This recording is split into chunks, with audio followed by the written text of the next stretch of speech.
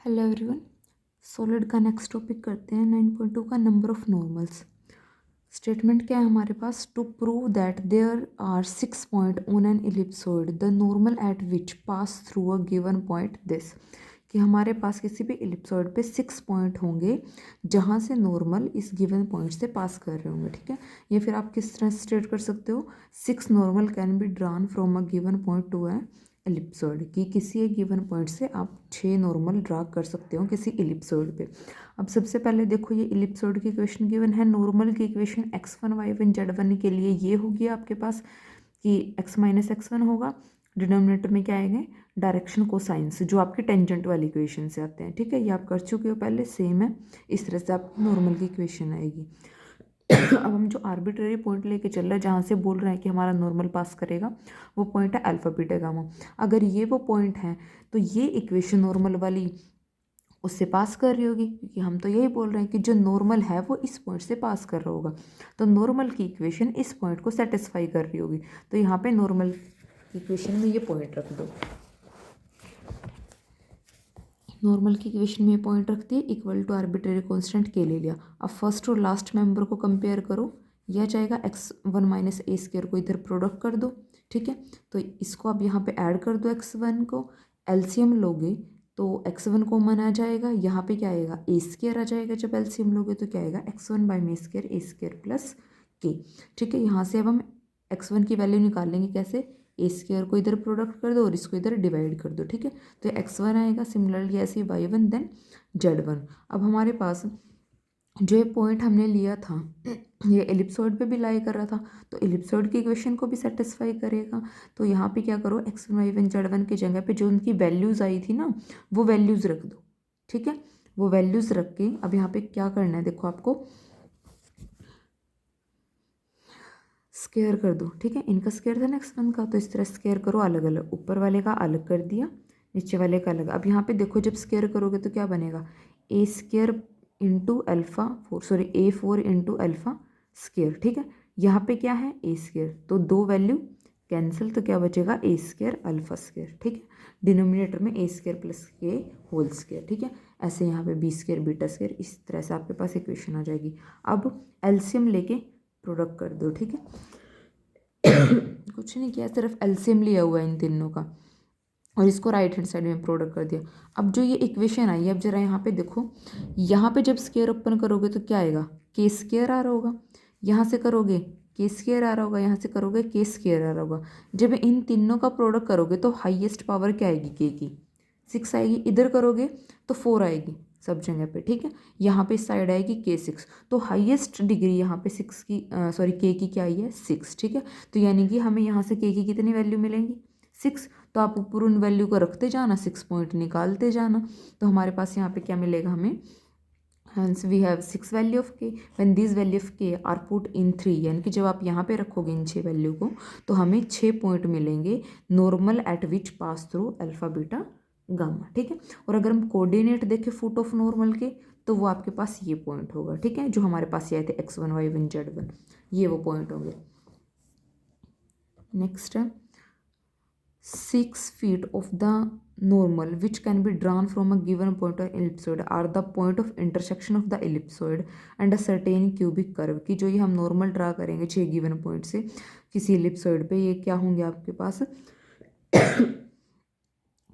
एक certain cubic curve से और point of intersection of ellipsoid से पास कर रहे होंगे। ठीक है, किसकी इंटरसेक्शन से पास करेंगे?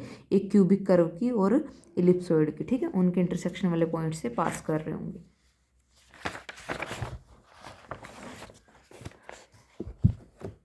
नेक्स्ट देखो, quadric cone through 6 concurrent normals to prove that 6 normal from a point to an ellipsoid lie on a curve of second degree, कि हमारे पास जो एलिप्सॉइड हैं, जो नॉर्मल होंगे एलिप्सॉइड पे, वो एक सेकेंड डिग्री के कर्व पे लाई करेंगे। अब ये आपके पास एलिप्सॉइड की इक्वेशन, नेक्स्ट नॉर्मल की इक्वेशन। अब पास करिए अल्फा बीटा गामा से, तो अल्फा बीटा गामा की आपके पास अल्फा बीटा गामा सेटिस्फाई करेंगे इस इक्वेशन को, ये वैल्यू रख दी। अब पहले की तरह वैल्यू निकाल लेंगे यहाँ पे, ठीक है, लेकिन अब यहाँ पे हम वैल्यू निकाल लेंगे, देखो x1 की निकाल लेंगे। अब अब ये इस तरह का फॉर्म निकाल लेंगे हम यहाँ पे अल्फा स्क्वायर प्लस के ए स्क्वायर प्लस के, ठीक है। पहले इसको डिनोमिनेटर में ले गए थे ना हम लास्ट वाले आर्टिकल में, और यहाँ पे हमने y1 निकाल लिया था। अब हम यहाँ से सेम तरीके से ए स्क्वायर प्लस के निकालेंगे, यानी कि x1 डिनोमिनेटर में आ जाएगा, ठीक है। यहाँ से बी स्क्वायर प्लस के, यहाँ से सी स्क्वायर प्लस के। अब इस 3 वाली इक्वेशन को मल्टीप्लाई किया बी स्क्वायर प्लस सी स्क्वायर से, 4 वाली को किया सी स्क्वायर माइनस ए स्क्वायर से, 5 वाली को किया ए स्क्वायर माइनस बी स्क्वायर से, और देन बोथ साइड ऐड किया अपनी अपनी जगह पे। अब जब यहाँ पे आप इनको प्रोडक्ट करके सोल्व करोगे तो ये आपके पास 0 आएगा, ठीक है। इसको आप चेक भी कर सकते हो, प्रोडक्ट कर लो। यहाँ से क्या आएगा ए स्क्वायर बी स्क्वायर प्लस, एक सेकेंड, ये मैंने अब सोल्व करके ही लिख दिया यहाँ पे, ठीक है। मैंने कंप्लीट ये वाला प्रोडक्ट प्लस ये वाला और ये वाला सोल्व करके ये लिखा हुआ है। अब इनको चेक करते हैं कि क्या बनेंगे। देखो ये इससे कैंसिल, ये यहाँ कैंसिल, ये यहाँ कैंसिल, के बी स्क्वायर के सी स्क्वायर, ये कंप्लीट कैंसिल हो चुका है, ठीक है। देख लो तो यहाँ पे आपके पास लेफ्ट हैंड साइड में क्या रहेगा 0 रहेगा, ठीक है। राइट हैंड साइड ये आपके पास बची हुई है, तो हमें यहाँ पे लोकस निकालना है x1 y1 z1 का। तो क्या हो जाएगा यहाँ पे, क्या आ जाएगा x y z। उसके बाद क्या किया हुआ है, थ्रू आउट मल्टीप्लाई किया है x y z से, ठीक है। यहाँ पे ये स्टेप आने के बाद थ्रू आउट मल्टीप्लाई करो x y z से, ये आपके पास इक्वेशन आ जाएगी, ठीक है। जो आपके पास क्या है, कोण है सेकेंड डिग्री का। अब थर्ड एग्जाम्पल देखो, P Q R P dash Q dash R dash are feet of 6 normal from a point to the ellipsoid this, and the plane PQR is given by this, then the plane P dash Q dash R dash is given by this, ठीक है। हमें ये plane निकालना है, PQR आपको given है। अब ये आपके पास एलिप्सोइड की इक्वेशन है, नेक्स्ट हमें प्लेन गिवन है। हम अज्यूम करके चलते हैं कि जो हमारा P dash Q dash R dash plane है वो है ये है L dash x M dash y N dash z minus P dash equal to 0। अब हमें प्लेन प्रूव करना है ये, तो यानी कि हमें यहाँ पे करना क्या, इन कांस्टेंट की वैल्यू निकालनी है, L dash M dash N dash और पी डैश। इनकी हमें वैल्यू निकाल के इनकी जगह पे रखनी है, हमें प्लेन मिल जाएगा, ठीक है। अब अगर हम जॉइंट इक्वेशन देखें इन दोनों प्लेन की, तो वो क्या बनेगा, इन दोनों का प्रोडक्ट कर दो, ठीक है। तो ये इन दोनों प्लेन की जॉइंट इक्वेशन हो जाएगी।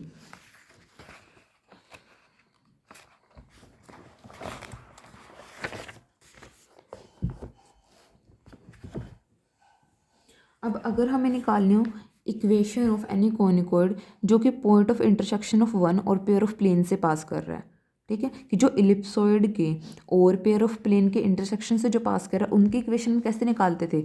यहाँ पे तो क्या आ जाएगा, कोनिकॉइड आ जाएगा, प्लस में के इंटू में क्या आता है, प्लेन आता है, ठीक है। ये हमारे पास मेथड था, तो हमने यहाँ पे वैल्यू रख दी। अब ये हमारे पास किसकी वैल्यू बनी हुई है, इक्वेशन ऑफ कोन है। और ये किस तरह से है कि हमारे पास ये इक्वेशन हमारे पास इक्वेशन ऑफ कोन को रिप्रेजेंट करेगी। कैसे रिप्रेजेंट करेगी, क्योंकि हमारे पास क्या गिवन है कि जो यहाँ से इन प्लेन के जो फिट से अगर हम देखें जो नॉर्मल जा रहे हैं इलिप्सॉइड पे, तो वहाँ पे हमारे पास एक रिजल्ट था। देखो यहाँ पे इन्होंने क्या बोला था कि इनके फिट से 6 नॉर्मल जा रहे हैं इलिप्सॉइड पे, ठीक है।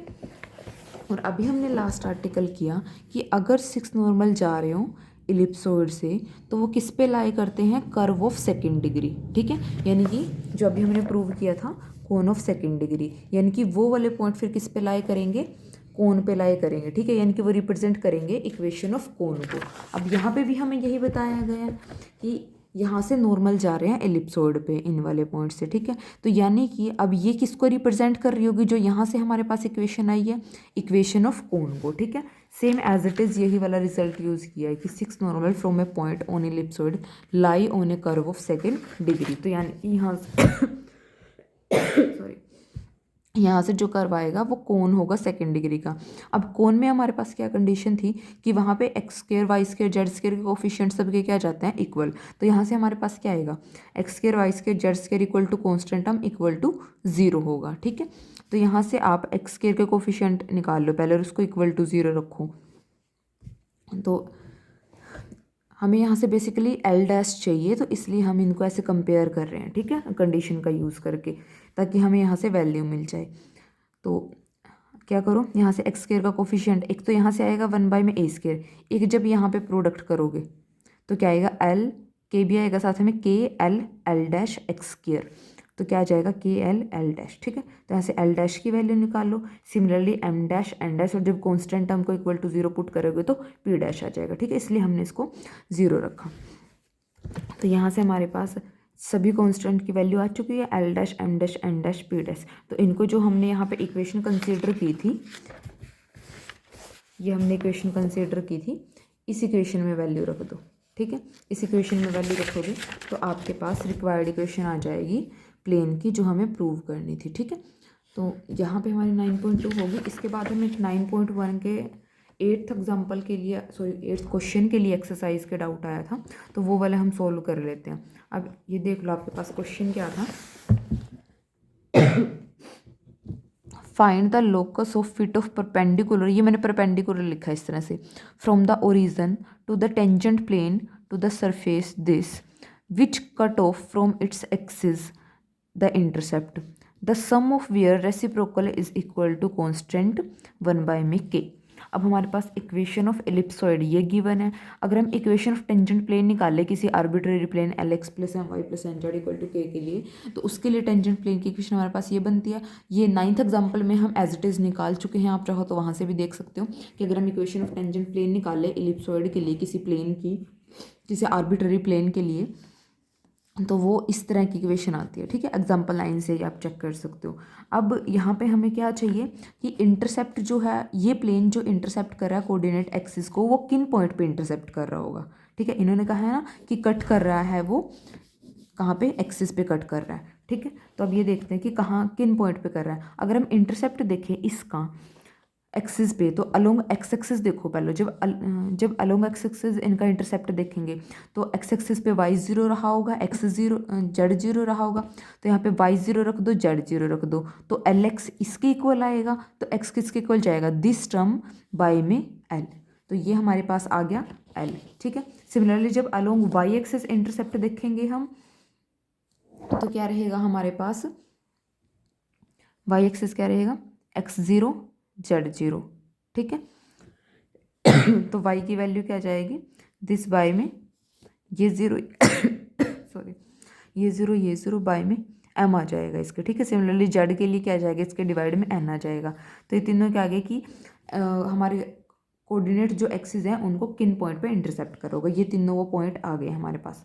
अब उसके बाद क्या कंडीशन दी है कि अगर हम उन इंटरसेप्ट के सम का रेसिप्रोकल करें, रेसिप्रोकल का सम करें सॉरी, तो वो कांस्टेंट रहेगा 1/k। तो हम सम कर देते हैं इनके रेसिप्रोकल का, इनको रिवर्स करो और इनका सम कर दो, तो ये हमारे पास वो सम आ जाएगा, इक्वल टू रहेगा 1/k। नेक्स्ट स्टेप में क्या करो, क्रॉस मल्टीप्लाई कर दो और स्क्वेयरिंग कर दो दोनों साइड, ठीक है। तो जब क्रॉस मल्टीप्लाई करेंगे तो क्या आएगा, k L plus M plus N equal to under root A square L square plus B square M square plus C square N square, ठीक है, ऐसे रहेगा। अब उसके बाद क्या होगा, cross multiply and squaring both side, ये हमने कर दिया, ये आ जाएगा आपके पास। अब अगर हम परपेंडिकुलर की इक्वेशन निकाल लें ओरिजिन से टेंजेंट प्लेन सेकंड पे, तो उसके हमारे पास डायरेक्शन को साइन क्या है, एल एम एन, माइनस कर दो पॉइंट, ठीक है। तो ये हमारे पास इक्वेशन आ जाएगी। थर्ड और फोर्थ से एलिमिनेट कर दो एल एम एन, ठीक है। तो लोकस क्या बनेगा हमारे पास, अगर हम देखें तो एल एम एन की जगह पे क्या आएंगे, एक्स वाई जेड, तो ये आपके पास क्या आ जाएगी, रिक्वायर्ड इक्वेशन आ जाएगी, ठीक है।